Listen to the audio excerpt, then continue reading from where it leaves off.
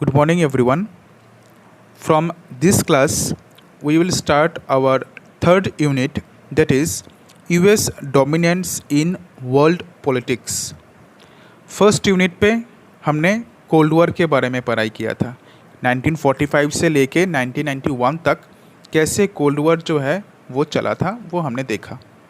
उसके बाद second chapter पे हमने सोवियत सिस्टम के बारे में पढ़ाई किया था कि सोवियत सिस्टम में क्या क्या अच्छी चीज़ें था, क्या क्या नेगेटिव चीज़ या फिर क्या क्या बुराइयाँ जो है वो था। उसके बाद हमने देखा कि मिखेल गोर्बाचेव कैसे पावर पे आया था, उसने क्या क्या रिफॉर्म्स लाया था और उन रिफॉर्म्स की वजह से कैसे सोवियत यूनियन जो है वो डिसइंटीग्रेट हो गया था। उसके बाद हमने शॉक थेरेपी के बारे में पढ़ाई किया, जहाँ पे हमने देखा कि कैसे जो कम्युनिस्ट कंट्रीज़ है वो कैपिटलिज्म में ट्रांसफॉर्म हुए थे। आज के वीडियो पे हम लोग स्टार्ट करने वाला है third chapter US dominance in world politics.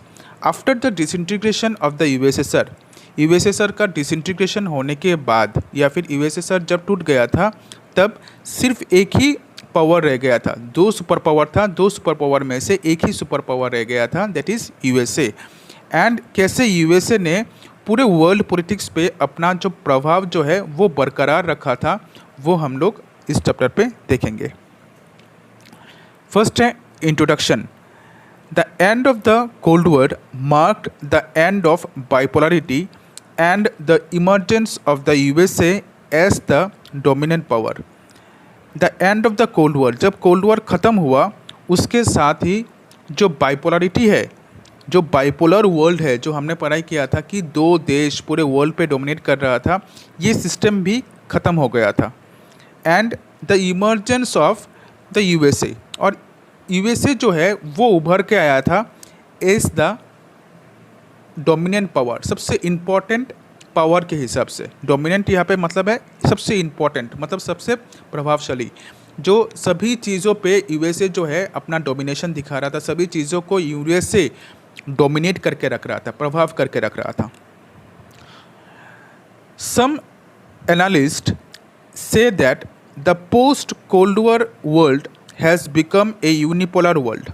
बहुत सारे क्रिटिक्स ने या फिर हम लोग बोल सकते हैं बहुत सारे पॉलिटिकल स्कॉलर्स ने, जो लोग पॉलिटिक्स को लेके डील करते हैं, ठीक है, उन लोगों ने ये बोला है कि जो पोस्ट कोल्ड वॉर वर्ल्ड है, पोस्ट कोल्ड वॉर वर्ल्ड मतलब जो कोल्ड वॉर के बाद 1991 के बाद का जो वर्ल्ड सिस्टम है वो अभी बन गया है यूनिपोलर, अभी बाइपोलर नहीं है, अभी बन गया है ये यूनिपोलर वर्ल्ड। मतलब एक ही वो उसका नाम क्या है, ग्रुप या फिर एक ही कंट्री पूरे वर्ल्ड को डोमिनेट कर रहा है। पहले दो करता था, अभी एक है, इसलिए इसको बोला गया है यूनिपोलर वर्ल्ड।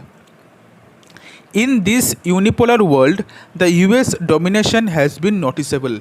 और ये जो यूनिपोलर वर्ल्ड है, इस यूनिपोलर वर्ल्ड पे यूएस का जो डोमिनेशन है या फिर यूएस का जो प्रभाव है वो हम लोग नोटिस कर सकते हैं, ये या फिर हम लोग देख सकते हैं। The US role in the Persian Gulf war 1 and 2, 1991 and 2003, Iraq and Afghanistan shows that it is the powerhouse without any competition। USA का जो रोल है पर्शियन गल्फ वॉर पे, गल्फ वॉर मतलब क्या है, यहाँ पे गल्फ का मतलब है गल्फ कंट्रीज़ के बारे में बात किया गया है या फिर अरब कंट्रीज़ के बारे में बात किया गया है, ठीक है।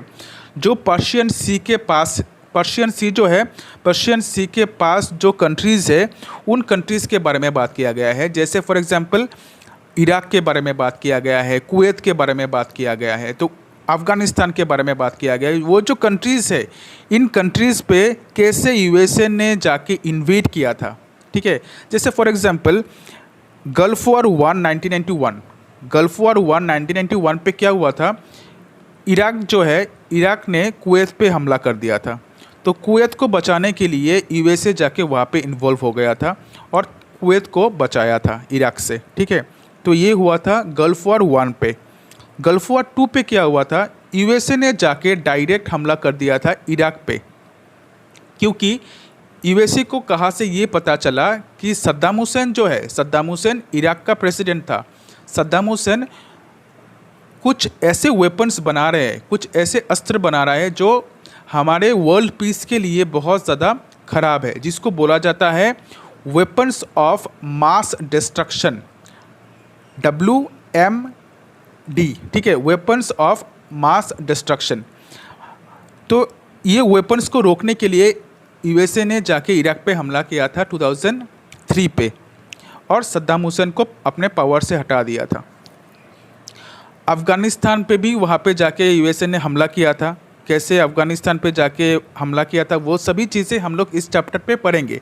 लेकिन ये जो रोल है USA का gulf war 1, gulf war 2 and gulf war उसका नाम क्या है, इराक पे, अफ़गानिस्तान पे, इससे हमें ये पता चलता है कि USA जो है वो एक पावर हाउस है। पावर हाउस मतलब एक ऐसा घर जहाँ पे बहुत ज़्यादा पावर है और उसका कोई भी कंपटीशन नहीं है। USA को कॉम्पीट करने वाला या ये USA को टक्कर देने वाला कोई भी नहीं है।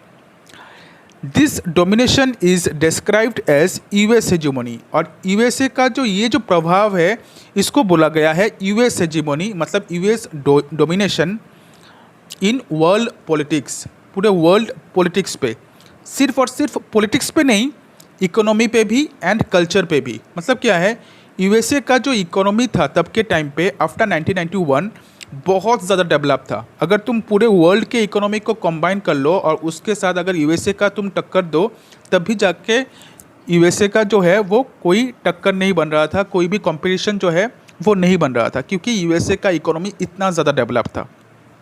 प्लस कल्चर जो है USA का, संस्कृति जो है वो सभी देश फॉलो कर रहा था, इंक्लूडिंग रशिया जो है वो USSR का सक्सेसर था।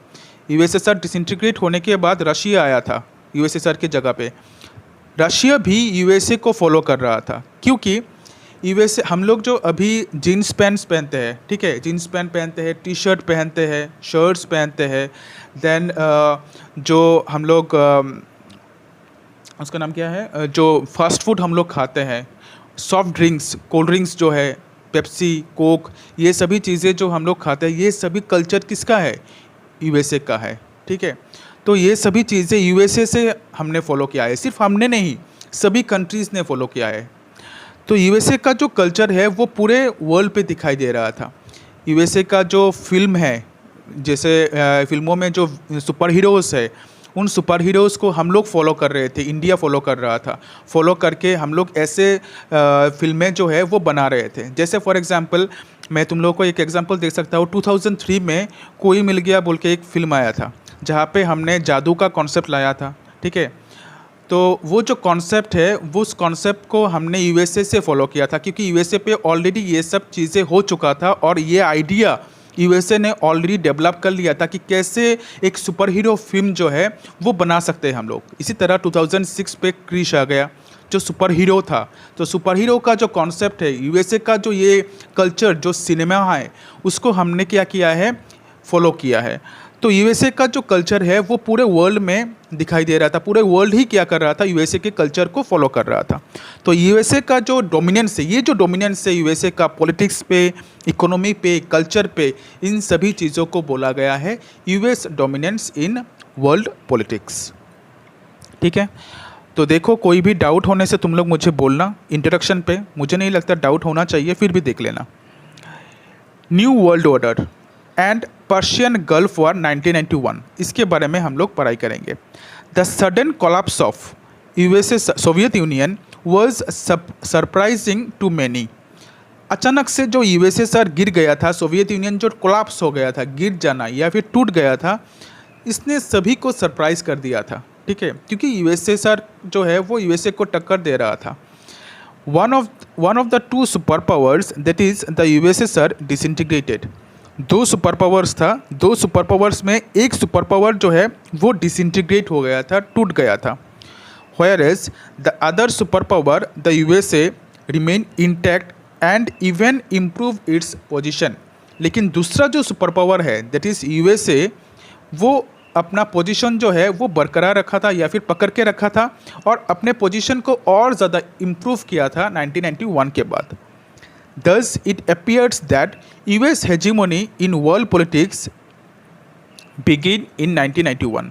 सब ने ये बोला है कि US हेजिमोनी जो है वर्ल्ड पॉलिटिक्स पे, यूएस का जो प्रभाव है, डोमिनेशन है पूरे वर्ल्ड पॉलिटिक्स पे, वो स्टार्ट हुआ था 1991 के बाद, after the disintegration of the USSR. जब यूएसएसआर जो है वो डिसइंटीग्रेट हो गया था, टूट गया था। बट 2 पॉइंट्स में be noted in this connection, लेकिन 2 पॉइंट्स को हमें याद रखना है इसके साथ कनेक्ट करके। फर्स्ट वन है the US hegemony began after the second world war in 1945। देखो यहाँ पे क्या बोला है, यहाँ पे बहुत सारे लोगों को ये लग रहा था कि यूएस का जो हेजेमनी है, यूएस का जो डोमिनेशन है, प्रभाव जो है, वो आफ्टर सेकेंड वर्ल्ड वॉर 1945 से ही स्टार्ट हो गया था। क्योंकि हमने बहुत सारे जगह पे देखा है कि यूएसएसआर जो है वो, यूएसएसआर में क्राइसिस चल रहा था, यूएसएसआर में कोल्ड वॉर के टाइम पे भी प्रॉब्लम्स था, लेकिन यूएसए पे कोल्ड वॉर के टाइम पे कोई भी प्रॉब्लम नहीं था। इसलिए हम लोग बोल सकते हैं कि यूएस डोमिनेंस जो है वर्ल्ड पॉलिटिक्स पे, वो सेकेंड वर्ल्ड वॉर के बाद ही स्टार्ट हो गया था।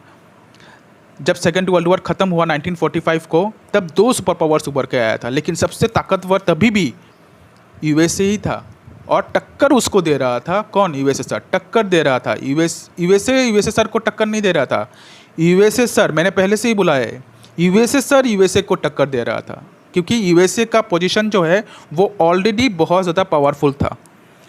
By 1991 the world was in fact living in a period of hegemony. और 1991 के बाद क्या हुआ, हम लोग इसी हेजिमोनी में या फिर इसी यूएस डोमिनेशन पे हम लोग जी रहे थे। हमें पता था कि यूएस का हेजिमोनी जो है वो 1945 से स्टार्ट हो गया था, और 1991 के बाद ये पूरा मतलब साफ हो गया कि यूएसए ही सबसे इम्पॉर्टेंट पावर है पूरे वर्ल्ड पॉलिटिक्स पे। ये 2 पॉइंट्स जो है इतना इम्पॉर्टेंट नहीं है, लेकिन इसको हम लोग कनेक्ट कर सकते हैं, क्योंकि बहुत सारे क्रिटिक्स ने ये बोला है कि आफ्टर द 1945 से ही क्या हुआ था, यूएस डोमिनेंस जो है वर्ल्ड पॉलिटिक्स पे वो स्टार्ट हो गया था। और 1991 के बाद हम यही हेजिमोनी पे, यही डोमिनेशन पे हम लोग जी रहे थे। तो यहाँ तक आज के क्लास पे हम पढ़ाई करेंगे और आगे नहीं बढ़ेंगे, क्योंकि ये जो जगह है, ये जगह जो हमने डिस्कस किया है, इस जगह को हम लोग बोल सकते हैं न्यू वर्ल्ड ऑर्डर, एक नया वर्ल्ड। ठीक है, आफ्टर 1991 एक नया वर्ल्ड स्टार्ट हुआ है। पर्शियन गल्फ वॉर जो है वो हम लोग स्टार्ट करेंगे नेक्स्ट क्लास पे। कैसे 1991 पे इराक ने कुवैत पे हमला किया और कैसे कुवैत को यूएसए ने बचाया, वो सभी चीज़ें हम लोग देखेंगे। बहुत ही इंटरेस्टिंग है, बहुत ज़्यादा बहुत सारे चीज़ों के बारे में तुम्हें पता चलेगा। स्मार्ट बॉम्ब्स यूएसए के पास तब के टाइम पे, तुम सोच सकते हो कि यूएसए अपने घर पे बैठ के सिर्फ कंप्यूटर के माध्यम से दूसरे देश के ऊपर अटैक करता था। ठीक है, इसको बोलते हैं स्मार्ट बॉम्ब्स। तो वो सभी चीज़ें हम लोग पढ़ाई करेंगे पर्शियन गल्फ वॉर 1991 पे नेक्स्ट क्लास पे। कोई भी डाउट कुछ भी होने से तुम लोग मुझे पूछ सकते हो।